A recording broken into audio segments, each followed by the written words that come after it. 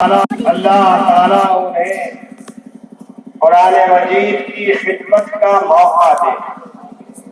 اللہ تعالیٰ انہیں قرآن مجید کو پڑھنے پڑھانے کا موقع دے، قرآن مجید کو یاد کرنے اور یاد رکھنے کا موقع دے، تراویح میں سنانے کا موقع دے، اور پوری زندگی یہ لوگ قرآن مجید کی خدمت کو اپنا مشغلہ بنائے رکھیں۔ قرآن مجید کو یاد کرنا بہت بڑی سعادت کی بات ہے۔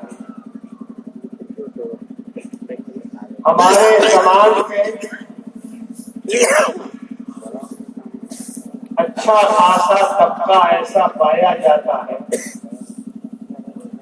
کہ جب وہ حافظ کا ذکر کرتا ہے، حافظ کو بلاتا ہے اور پکارتا ہے، تو عام طور پر کہا جاتا ہے حافظ جی کریو۔ بلانے کے اندر ہلکا پن اور بلانے میں ایسا انداز جیسے معلوم ہو کہ حافظ کوئی معمولی چیز ہے۔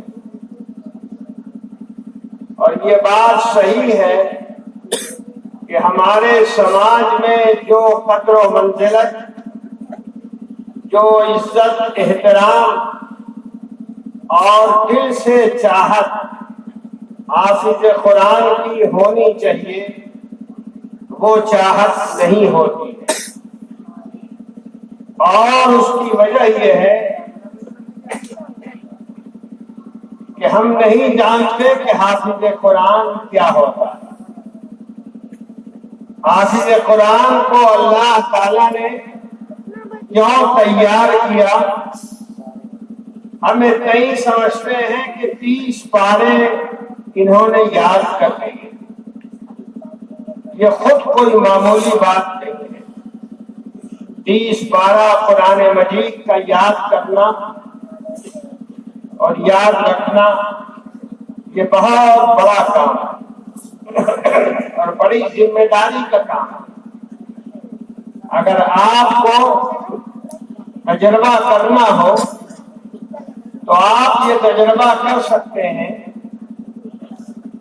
کہ کسی کتاب کو جس کو آپ سمجھ رہے ہوں، 1 صفحہ 2 صفحہ زبانی یاد کر لیں۔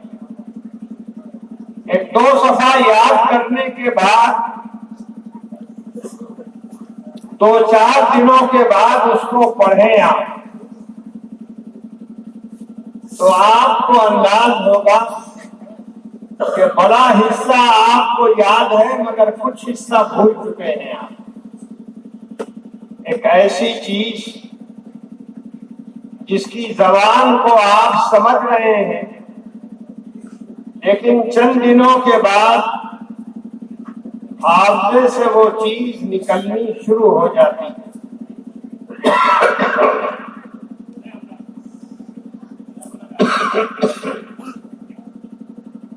وہ چیز حافظے سے نکلنی شروع ہو جاتی ہے۔ حافظ قرآن کا کمال یہ ہے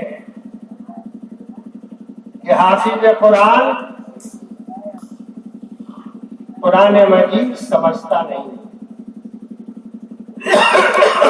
اور اس لیے نہیں سمجھتا کہ قرآن مجید کی زبان عربی ہے، اور حافظ حضرات عام طور پر عربی نہیں جانتے، لیکن زبان کو نہیں سمجھنے کے باوجود ایک حافظ قرآن اتنی موٹی کتاب 300 پارے اپنے دل میں محفوظ رکھتا ہے۔ یہ چیز اپنے آپ میں بڑی اہم ہے، اور اس کے علاوہ 2 باتیں میں آپ کو اور بتانا چاہتا ہوں آج کی مجلس میں۔ حافظ قرآن کیا ہے اس پر بڑی تفصیلی بات کی جا سکتی ہے، میں ابھی صرف 2 باتیں آپ سے کہنا چاہتا ہوں۔ اللہ تعالیٰ نے قرآن مجید میں کہا ہے اِنَّا نَحْنُ نَزَّلْنَا الذِّكْرَ وَإِنَّا لَهُ لَحَافِظُونَ، بے شک اللہ نے جو کچھ کہا ہے اس کا میں ترجمہ کر رہا ہوں، بے شک اس ذکر کو یعنی قرآن مجید کو اللہ تعالیٰ فرماتے ہیں ہم نے ہی نازل کیا ہے، اور بے شک ہم ہی اس کی حفاظت کرنے والے ہیں۔ قرآن مجید کی حفاظت کی ذمہ داری اللہ تعالیٰ نے خود قبول فرمائی ہے۔ اللہ نے اس کی حفاظت کی ذمہ داری نبی پاک صلی اللہ علیہ وسلم کے بھی حوالے نہیں کیا۔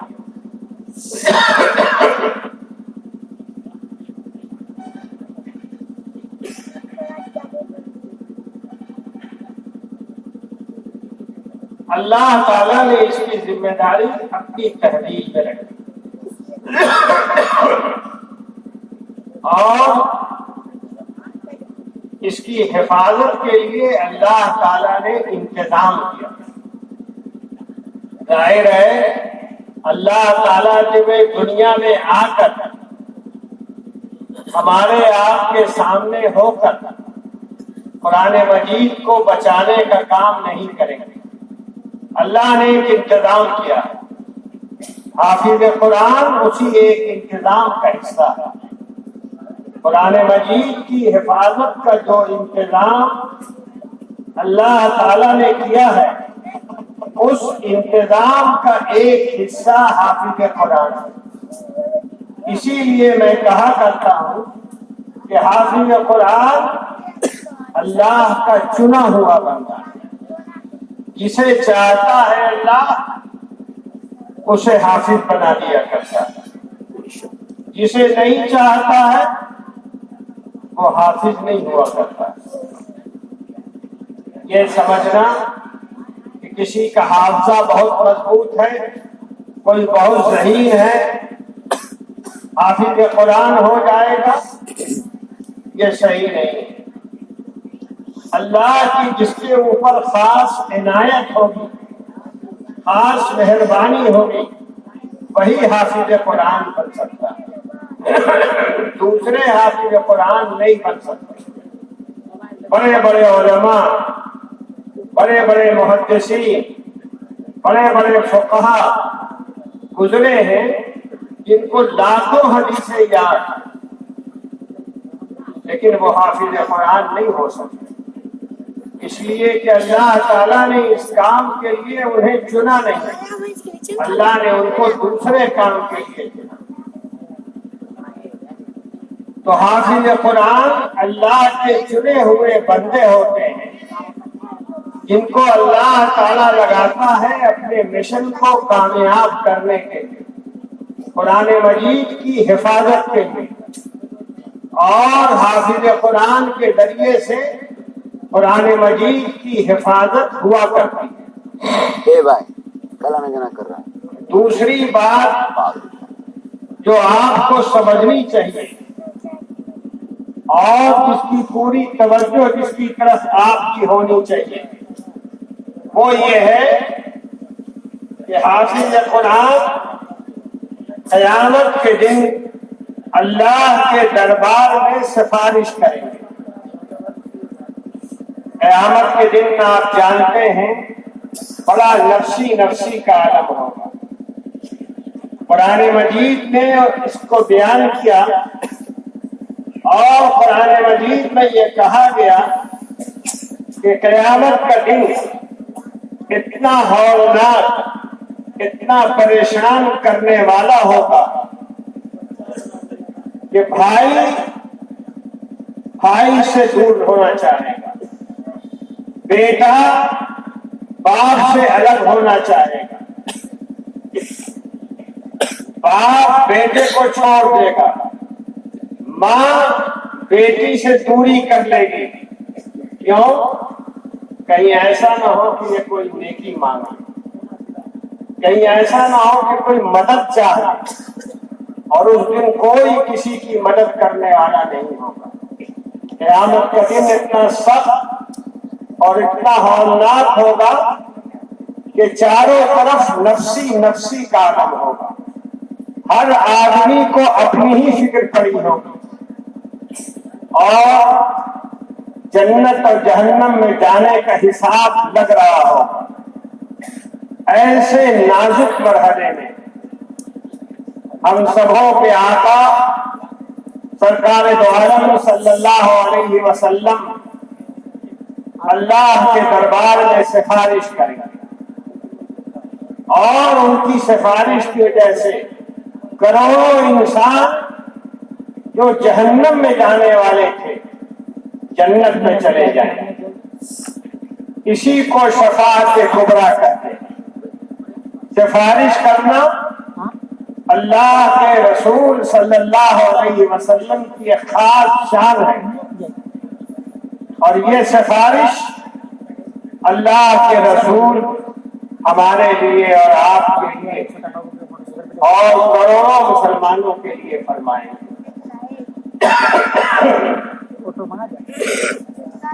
اس کے بعد اللہ کے رسول کے طریقے کو دیکھ کر انبیاء کرام سفارش فرمائیں گے۔ وہ اپنے ماننے والوں کی سفارش کریں گے، اے اللہ ان کو بھی بھیج دیجیے، اور اے اللہ ان کو بھی جنت بھیج دیجیے۔ ان کی بات بھی اللہ تعالیٰ مانیں گے اور قبول کریں گے۔ اس کے بعد صحابہ کرام کو ہمت ہوگی، صحابہ کرام سفارش کریں گے اللہ کے دربار میں، اللہ تعالیٰ ان کی بھی سفارش کریں گے۔ اس کے بعد بزرگان دین، اولیاء اللہ، فقہائے امت، محدثین اعلام، یہ سب سفارش کریں گے اللہ کے دربار میں، اور اللہ تعالیٰ ان کی باتیں قبول فرمائیں گے اور لوگوں کو جنت میں بھیجیں گے۔ اس نازک مرحلے میں اللہ تعالیٰ موقع دیں گے حافظ قرآن کو کہ وہ سفارش کریں، اور ایک نہیں، دو نہیں، 10 سفارش کریں گے حافظ قرآن۔ جس کی بھی وہ سفارش کریں گے اللہ تعالیٰ اپنے فضل و کرم سے حافظ قرآن کی سفارش قبول کریں گے، اور حافظ کی سفارش کی وجہ سے 10 آدمی جنت میں جائیں گے۔ یہ قیامت کے دن مرتبہ ہوگا حافظ قرآن کا۔ اب آپ اس لحاظ سے اندازہ لگائیے کہ جس دن آدمی ایک ایک نیکی کے لیے پریشان ہو رہا ہوگا، جس دن باپ بیٹے سے الگ ہو رہا ہوگا، ماں بیٹی کی سے بات نہیں کر رہی ہوگی، بھائی بھائی سے دوری اختیار کیے ہوا ہوگا، اس نازک دن میں اللہ تعالیٰ یہ موقع دیں گے حافظ قرآن کو کہ وہ سفارش کریں، اور ایسے 10 لوگ جو جہنم میں جانے والے ہیں حافظ قرآن کی سفارش کی وجہ سے وہ جنت میں جائیں۔ یہ معمولی درجہ نہیں ہے، یہ بہت بڑا درجہ ہے، اور آپ اس درجے کو محسوس کیجیے، اور آپ یہ سمجھیے، اس پر غور کیجیے اور سمجھیے کہ آپ کی اس کے بعد کیا ذمہ داری ہونا تو یہ چاہیے کہ اتنا بڑا درجہ اگر کسی کو ملنے والا ہے قیامت کے دن، تو آدمی خود کوشش کرے کہ ہم بھی حافظ قرآن بن جائیں، اور اگر عمر بڑی ہو چکی ہے، گنجائش عمر کی وجہ سے اب نہیں ہے کہ آدمی قرآن مجید حفظ کرنے کے لیے بیٹھے، تو کم سے کم اپنے گھر میں ایک حافظ قرآن تیار کرنا چاہیے، ایک سفارشی اللہ کے دربار میں، جو قیامت کے دن آپ کی سفارش، آپ کے گھر والوں کی سفارش اللہ کے دربار میں کرے۔ یہ ایک بنیادی ذمہ داری ہے، اور حافظ قرآن کی یہ اہمیت اگر آپ اچھی طرح سوچیں تو خود آپ کے دل میں یہ شوق پیدا ہونا چاہیے کہ ہمارے گھر میں، ہمارے گھرانے میں ایک حافظ قرآن تیار ہو، تاکہ کل قیامت کے دن اللہ کے دربار میں وہ سفارش کر سکے اور اللہ ان کی سفارش سن سکے۔ آپ سب یہاں بڑی تعداد میں موجود ہیں، اور آپ کی ذمہ داری ہے کہ آپ اس اہم معاملے کو معمولی نہ سمجھیں، پوری اہمیت کے ساتھ اس بات کو قبول کریں کہ ہمارے گھر میں، ہمارے گھرانے میں ایک حافظ قرآن تیار ہو۔ کیا آپ تیار ہیں اس کے لیے؟ اس کی پابندی کی۔ ایک بات مجھے اور کہنی ہے، اور اس کو بھی دھیان سے سنیے۔ آج کل لوگ، والدین اپنے بچوں کو اسکول بھیج دیتے ہیں، مدرسہ بھیج دیتے ہیں، بہت ہی اچھا کام ہے، یہ بھیجنا چاہیے۔ لیکن اس کے بعد والدین کے ذہن میں یہ بات آتی ہے کہ مدرسہ بھیجنے کے بعد، اسکول بھیجنے کے بعد ہماری ذمہ داری ختم ہو گئی۔ یہ بات صحیح نہیں ہے۔ اگر آپ نے اپنے بچے کو پڑھنے کے لیے کہیں بھیج دیا ہے، یا آپ کا بچہ قریب پاس کے کسی اسکول میں تعلیم حاصل کر رہا ہے، تو اسکول بھیج کر آپ کی ذمہ داری ختم نہیں ہوتی۔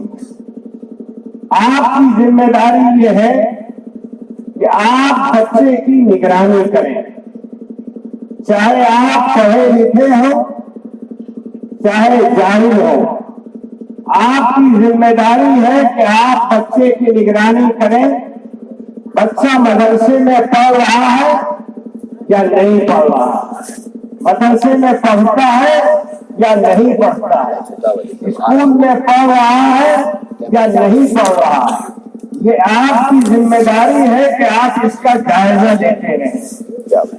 ماسٹر سے جا کے پوچھیں، مولوی صاحب سے جا کے پوچھیں بچہ پڑھ رہا ہے یا نہیں پڑھ رہا ہے، اور گھر میں ایسا ماحول بنائیں کہ اگر بچہ اسکول سے پڑھ کے آتا ہے تو گھر کے اندر بھی آ کے کچھ پڑھے ہوئے کو اور پڑھے ہوئے کو دوبارہ پڑھے، مطالعہ کرے، یاد کرے۔ یہ بنیادی ذمہ داری ہے ہر ایک والدین کی۔ عام طور پر اسکول بھیج کر، مدرسہ بھیج کر والدین غافل ہو جاتے ہیں اور یہ سمجھتے ہیں کہ ہم نے اپنی ذمہ داری پوری کر دی۔ لیکن صحیح بات یہ ہے کہ یہ ذمہ داری پوری کرنا نہیں ہے۔ ذمہ داری اس وقت پوری ہوگی جب گھر میں آپ بچے کی تربیت کریں، اس کو سلیقہ طریقہ سکھائیں۔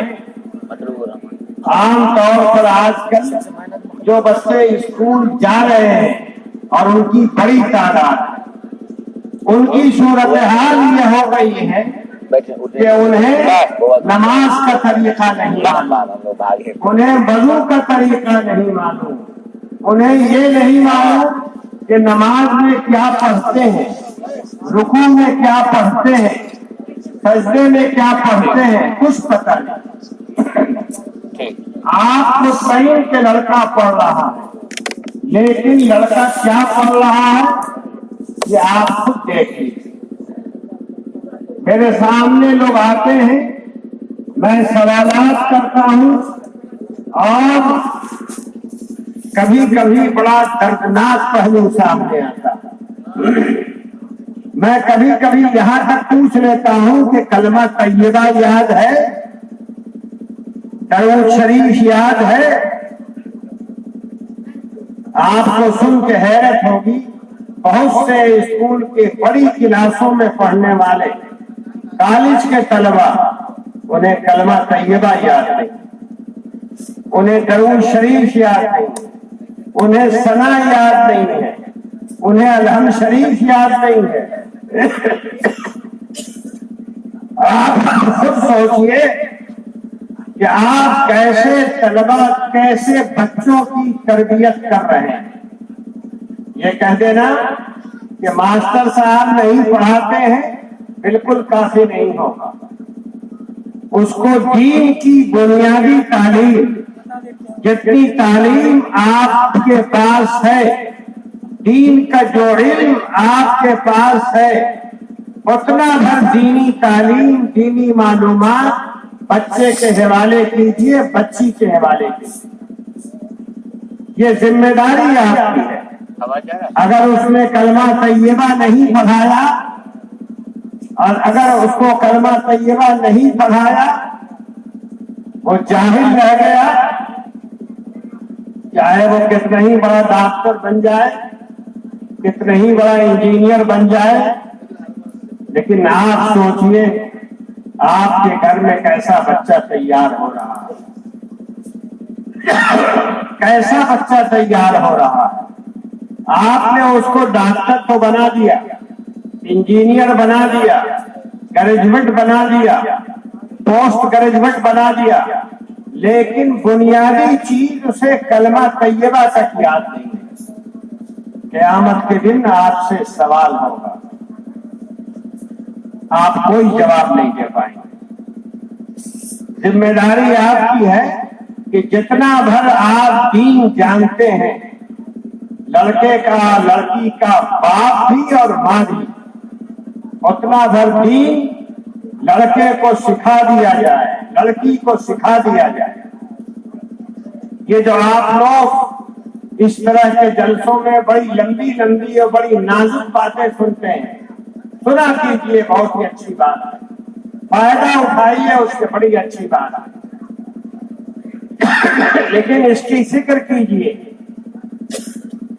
کہ آپ کے بڑھاپے میں جب آپ کے بچے جوان ہوں گے تو وہ کیسے ہوں؟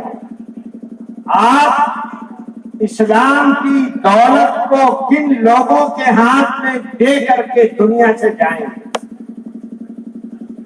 کیا ایسے لوگ جو کلمہ طیبہ نہیں پڑھ سکتے، ایسے لوگ جو سورہ فاتحہ نہیں پڑھ سکتے، جو درود شریف نہیں پڑھ سکتے، آپ ایمان کی دولت ان کے حوالے کر کے دنیا سے جائیں گے؟ خود سوچ لیجیے۔ کیا جواب دہی آپ کی نہیں ہے؟ اگر آپ کلمہ طیبہ جانتے ہیں اور نہیں سکھایا آپ نے اپنے بیٹے یا بیٹی کو، مجرم ہیں آپ، اللہ کے ہاں جواب دہی کرنی ہوگی۔ اسی لیے میں نے کہا کہ جتنا بھر دین جانتے ہیں، اور دین کا مطلب صرف کلمہ طیبہ نہیں ہے، صرف نماز نہیں ہے، صرف روزہ نہیں ہے، یہ تو ہے ہی، اس کے علاوہ جو اخلاق ہے، جو معاملات کی درستگی ہے، جتنا بھر آپ جانتے ہیں وہ اپنی اولاد کو سکھائیے۔ یہ فرض ہے آپ کے ذمہ، ذمہ داری ہے آپ کی، اور اس ذمہ داری کے اندر بڑی کوتاہی ہو رہی ہے۔ آپ گھر جائیے، شوق سے جائیے، رات بھر تو آپ انشاءاللہ جلسہ سنیں گے، اور پہلا کام یہ ہوگا کہ فجر کی نماز گول ہوگی، اور اس کے بعد جا کے گھر پر نمبر دیں گے کہ فلانے مولانا صاحب نے اتنی اچھی تقریر کی، فلانے نے خوب ہنسایا، فلانے نے خوب رلایا۔ لیکن آپ کے کرنے کا کام کیا ہے؟ مولانا صاحب کو تو نمبر دے دیا آپ کے کرنے کا کام کیا ہے؟ یہ سوچیں، آپ کی ذمہ داری کیا ہے؟ آپ کی جوابدہی طے ہونی چاہیے، اور سب سے پہلی جوابدہی آپ کی وہی ہے جو حضرت امام بخاری رحمۃ اللہ علیہ نے فرمائی۔ حضرت امام بخاری کا نام آپ نے سنا ہوگا، بہت بڑے محدث، بہت بڑے فقیہ۔ آخری وقت آ گیا، آخری وقت کے اندر ان کے بڑے بڑے محدث شاگرد تھے، وہ سرہانے اور پیتانے بیٹھے ہوئے تھے۔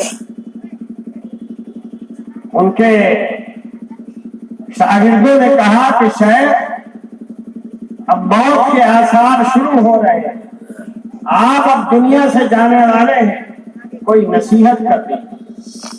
امام بخاری رحمۃ اللہ علیہ کے اوپر نزع کا عالم طاری ہو چکا تھا۔ امام بخاری رحمۃ اللہ علیہ نے ایک لفظ کہا، علیکم اولادکم، علیکم اولادکم، تمہارے اوپر تمہاری اولاد کی ذمہ داری ہے، تمہارے اوپر تمہاری اولاد کی ذمہ داری ہے۔ یہ ایک بہت بڑے امام کی آخری نصیحت اور آخری وصیت ہے۔ تمہارے اوپر تمہارے اولاد کی ذمہ داری ہے، یہ نصیحت اپنے دل میں رکھیے۔ آپ اولاد کی ذمہ داری ادا کیجیے، اور اولاد کی ذمہ داری صرف یہ نہیں ہے کہ اسے اسکول بھیج دیا، اسے اعلیٰ تعلیم دلوا دی اور دین کی خبر نہیں، یہ کافی نہیں ہے۔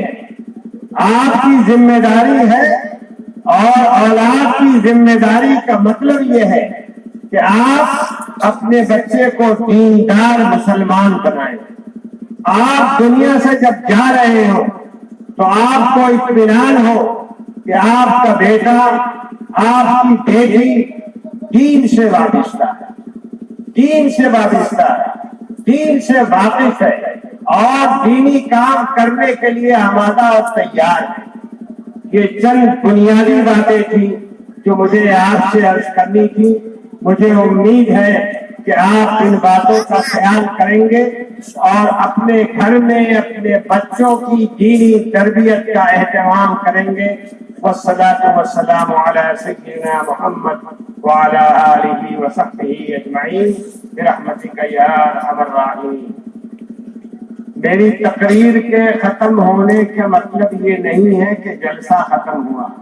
الحمدللہ آپ لوگ سنا ہے کہ سننے میں بڑے باحوصلہ ہیں، اور جو مدرسے کے اجلاس کے منتظمین ہیں وہ جلسہ چلانے میں بہت باحوصلہ ہیں۔ اور مجھے کسی نے یہ بتایا ذمہ داروں میں سے کہ رات کے 3 بجے تک جلسہ چلے گا۔ تو ہم نے کہا کہ بھائی تھوڑی سی اصلاح کر دیجیے، اگر فجر کی اذان تک جلسہ چلائیے تو کم سے کم کچھ لوگ نماز پڑھیں گے، اور 3 بجے اگر جلسہ ختم کر دیجیے گا تو نماز بہت بڑی تعداد کی ہوگی نہیں، سوئے رہیں گے سب۔